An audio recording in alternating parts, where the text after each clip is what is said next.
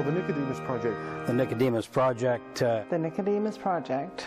The Nicodemus Project. Nicodemus Project. So the Nicodemus Project is... What the Nicodemus Project is... The Nicodemus Project is... a seed to get us all thinking. It's like a movement to get new things going in different churches. We're looking at who we are as a church, at the ministries that we're already accomplishing, and the directions that we need to go in to do ministry in the future. When Nicodemus came to see Jesus, Jesus said that the only way he could experience the kingdom of God is through being born again. And to be reborn or renewed is in fact what we have as the diocese been endeavoring to do, to renew the ministry of the church. There were several reports before the Synod of 2009 that all seemed to be pulling in the same direction, and Synod discerned that the church needs to transform and change in order to engage the challenges of the future. And really the idea is to see the development of spiritual growth, financial and numerical growth within the Diocese of Fredericton.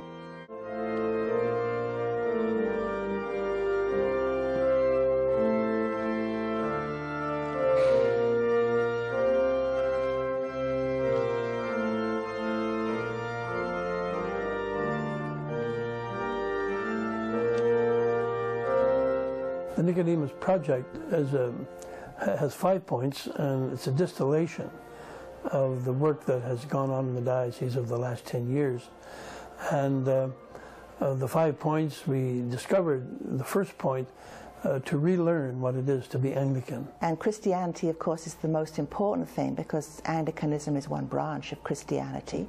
But secondly, we are Anglicans, and we have a unique way of worship and governance. And I think if we're going to bring people into our own denomination, we have to be able to answer some of their questions. There's a growing desire to relearn Anglicanism, and out of a request from within the parish, there's going to be an adult, we're calling it an adult confirmation class, but it's an opportunity for people to come and just re-explore and relearn their Anglican roots. Some of us get so used to the words of the service that we can easily tune out in a service. We can forget what we're saying, and I think it's important to know why we're doing things the way we're doing in order that it's more meaningful for us. There have been times when I've been asked, how can you be an Anglican and a Christian at the same time? And we need to realize that within New Brunswick itself, there's a real diversity of Christian expression. And sometimes we've sort of fallen back and been a little shy about expressing who we are. I think you could probably quickly define who what a United Church member would be like, or what a Baptist church member would be like, or what a Presbyterian church member would be like. But you might, people might draw a blank if you ask them, well, what's an Anglican like? What's it like to be Anglican? And that's something that we need to relearn and take hold of and not be ashamed of. So I tried in the articles Anglican 101, I tried to address some of those issues. Why do we do certain things? And I've discovered that many people have wondered those very same questions. Why do we do what we do in a service? And in many cases it's historical, because we are an old denomination. And then I've also tried to address the different ways of governance that we have in our Anglican Church as compared to, say, the United Church or the Baptist Church. There have been a number of positive responses, which is very encouraging, and people have said, well, I always wondered that, but I've been afraid to ask. Asking the question, who are we as Anglicans, is also a very important question. I would put the caveat onto that by saying that as Anglicans we have sometimes, if not often, been very apologetic people.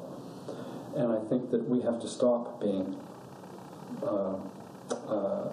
in that negative sense of who we are and look for the best of what constitutes being an Anglican and celebrate it. And we're not good at celebrating.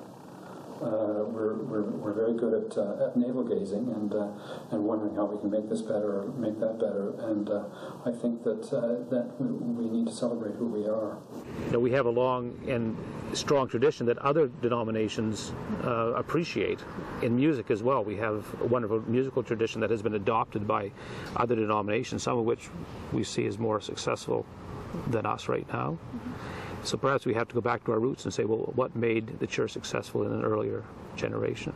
And part of that success, I think, was, even though Anglicanism has always had a broad variety of membership with different emphasis on different parts of doctrine, there was a core doctrine that we all shared. And if we get away from that, I think we have to a certain extent, then we lose our anchor. And that's when we start to worry about the future, because we don't know where we're going, in part because we don't know where we've come from.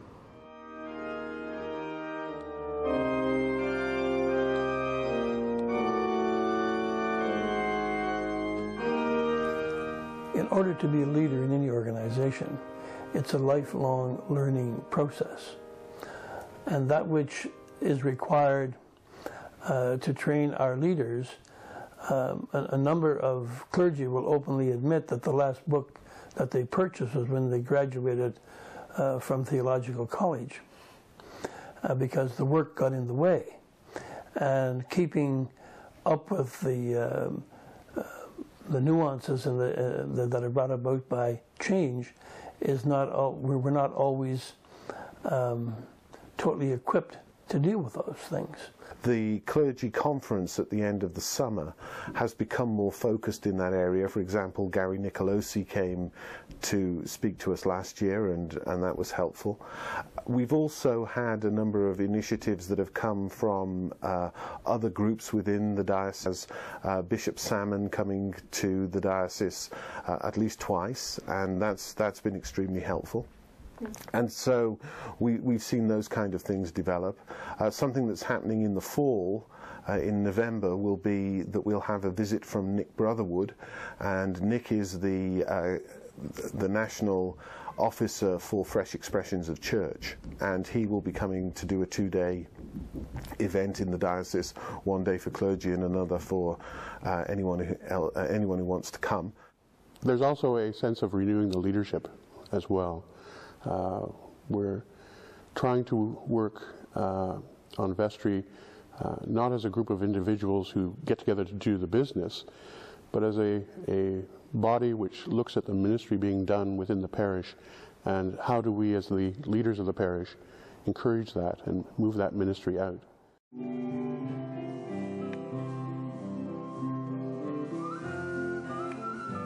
With the changing demographics, parish support is required to meet the challenges.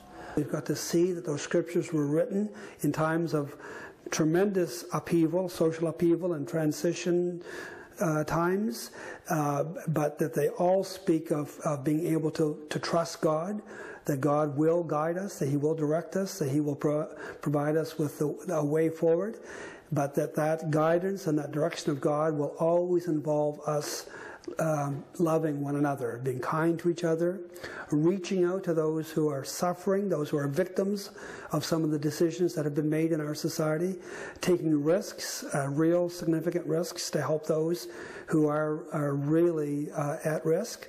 The one thing that amazes me at Camp Medley with the building projects that have been going on here, the cabins were actually put up 2 years before I was appointed, and the new dining hall actually was the year that I was appointed, and then this lovely staff house that I'm sitting in front of. The neat thing, I think, in either coming from another diocese where money was being raised, the fact that the money has come from the people sitting in the pews in this diocese, I think, is a huge testament to the people in this diocese. It's, apart from this building, the staff house, where the government did give us funding for this, the other buildings have been built from people's sacrificial giving. And they're big buildings, they're not small. And I think that that is an amazing testament to the people in the diocese, that they are willing to dig deep into their pockets to fund such an essential ministry in this diocese. Yes, a Foundation for Life came about partly because Bishop Salmon came to talk to us. And he had something very similar in his diocese, which had worked really well, which was for innovative risk-taking projects, a fundraiser in order to provide money for those innovative risk-taking projects. And we thought it would be great to emulate that in this diocese.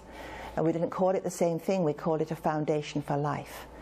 But it's a fundraising project in order to provide funds for those same projects that I just mentioned.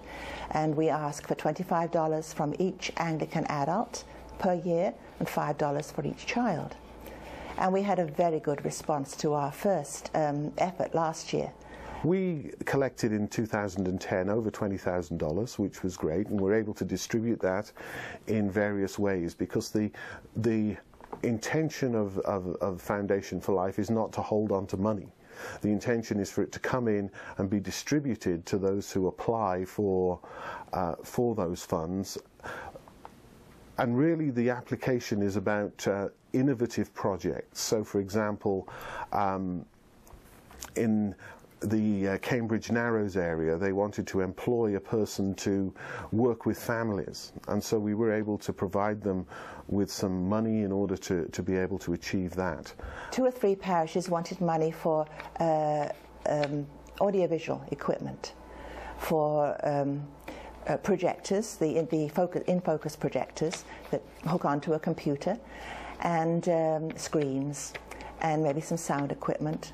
That sort of thing. It's expensive for a small parish, especially a small parish that has been experiencing difficulty financially and is trying to struggle to maintain its buildings and so on.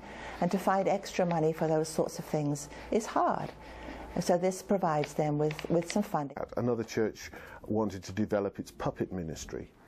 Puppet ministry started when one of our rectors, our past rector that we had here, Reverend Drummond, how was it that it went? She kind of introduced us to the cathedral puppeteers. She had brought them through and just kind of said, well, maybe the youth group would like to try this as a new step forward in their ministry. So the group that we had at that time said, well, let's give it a shot.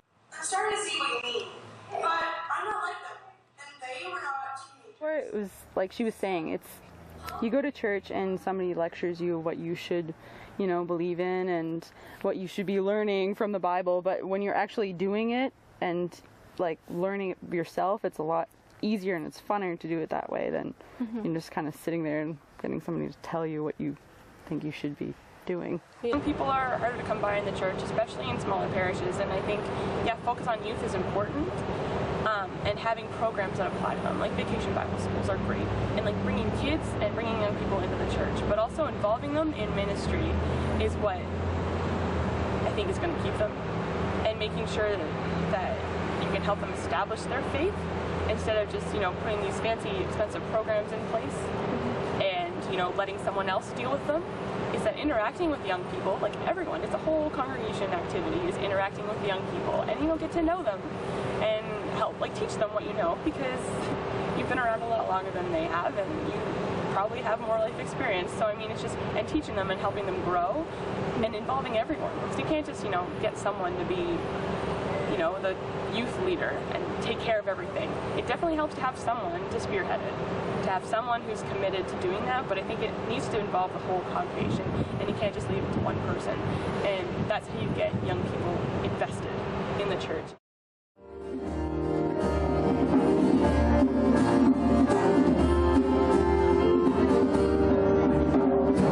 That change is part of being a human being. It's also part of being a Christian. There's always change going on.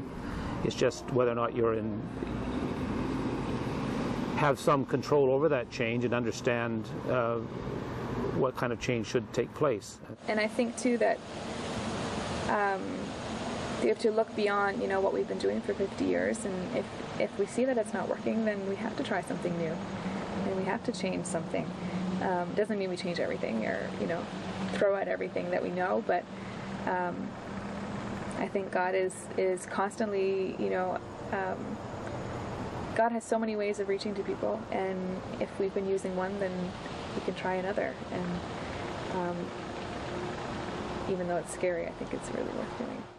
I guess everyone is skeptical to change because Anglicans don't change well. Anglicans react to a financial need within a building or a project or a community thing. They don't react well to the word transformational change because they don't understand it. And I don't think we Anglicans do a good job at articulating just what is change. What they really want to say is change by choice, is that no matter what happens, the church is going to change. About 15% of people are actually fired up by change. So there's about 15% of the people, it seems to me, that are really excited by change. 15% of people are against every change. And 70% of the people, all the bulk of them, are prepared to go along with changes as long as they've been shown that they're reasonable and sensible and well-grounded. So it seems to me leaders in the church in a time of change need to be communicating. We need to be helping people understand the reasons. So we're not changing things just because we like changing things. We're changing things because the world is changing rapidly, and we need to be a church that's relevant to the time in which we're called to serve. And that's beneficial for us to look at what is it we're doing, because we don't always get things right. We won't. We're not perfect. And if we don't evaluate and say, oh, where should we tweak, or should we drop that program, or should we do this, we won't grow. And growth is the thing. And I think the older and more established the institution, the longer we can probably expect it to take. And it's just, I feel like the church itself, because it's been around for so long, it needs to be renewed. And I think that's what the Nicodemus Project is like trying to renew ourselves in Christ and in each other. And we have to stop being afraid of the people who are going to say, well, I don't want anything to change. We're living in a generation of the people who have gone through the most change. My mom and dad had ice boxes. I wouldn't say that there's going to be tough times to overcome. What I would say is that it's going to be an ongoing process. You can't say, we're going to grow for 2 years and then we're going to stop. The whole thing is going to be evolving always. It's always going to evolve. It's always going to be changing to a certain extent to deal with the situation at the time. I think it's going to be exciting. I think it's going to be fantastic. I think if you're in Sunday school now, when you're old and grumpy like me and you're still involved and you're still excited, what a wonderful life. Where the church will be 10 years, 20 years, 30 years, or 100 years from now, it will be different. But we need to choose what that difference will be. I would feel that God calls all of us constantly to look at different ways of doing ministry.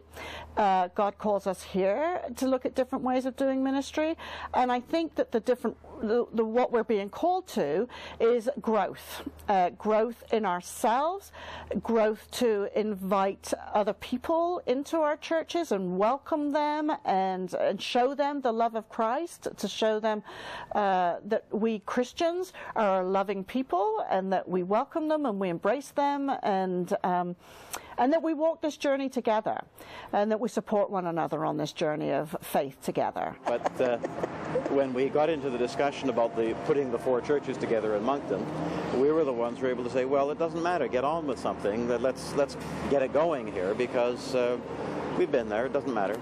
We just keep on going and things will work out.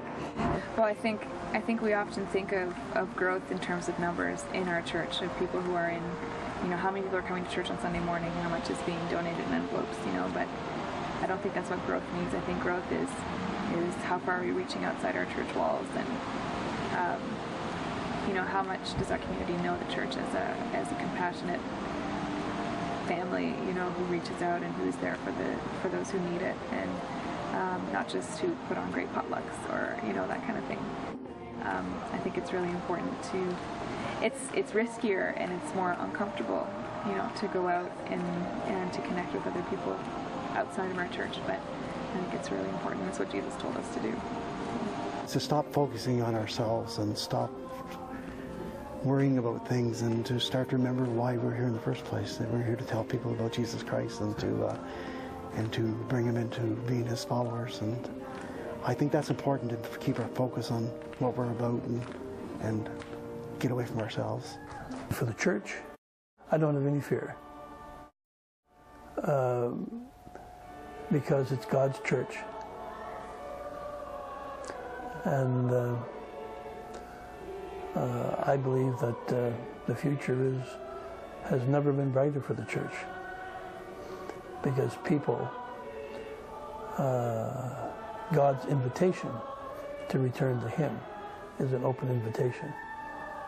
And in time, people will take it.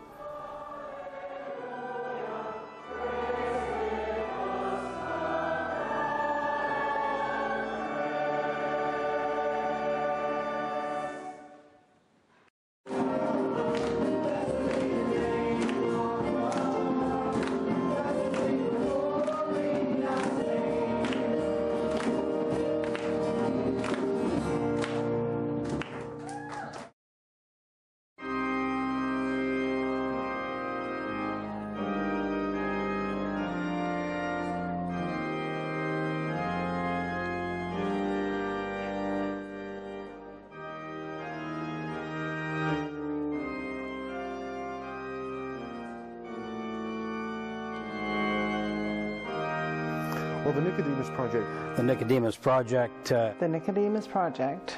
The Nicodemus Project. Nicodemus Project.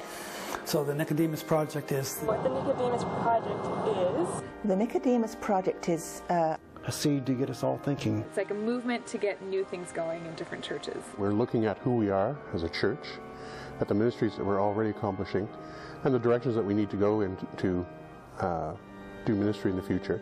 When Nicodemus came to see Jesus, Jesus said that the only way he could experience the kingdom of God is through being born again. And to be reborn or renewed is in fact what we have as the diocese been endeavoring to do, to renew the ministry of the church. There were several reports before the Synod of 2009 that all seemed to be pulling in the same direction, and Synod discerned that the church needs to transform and change in order to engage the challenges of the future. And really the idea is to see the development of spiritual growth, financial and numerical growth within the Diocese of Fredericton.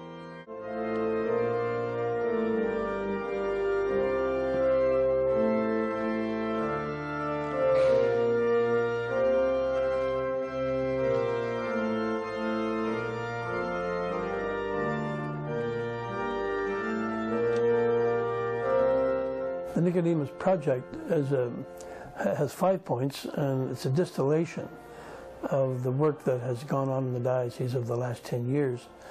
And of the 5 points, we discovered the first point, to relearn what it is to be Anglican. And Christianity, of course, is the most important thing, because Anglicanism is one branch of Christianity. But secondly, we are Anglicans, and we have a unique way of worship and governance. And I think if we're going to bring people into our own denomination, we have to be able to answer some of their questions.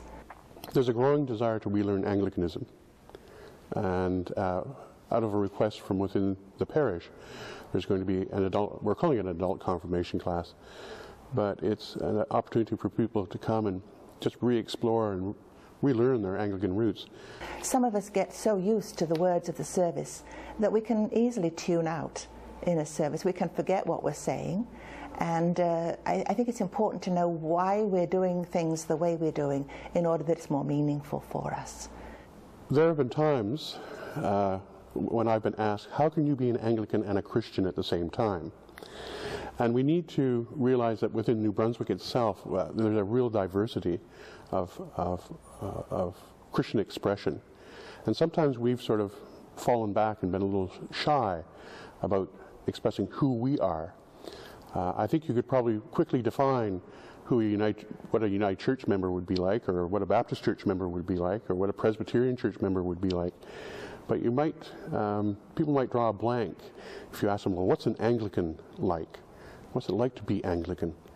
And that's something that we need to relearn and take hold of and not be ashamed of. So I tried in the articles Anglican 101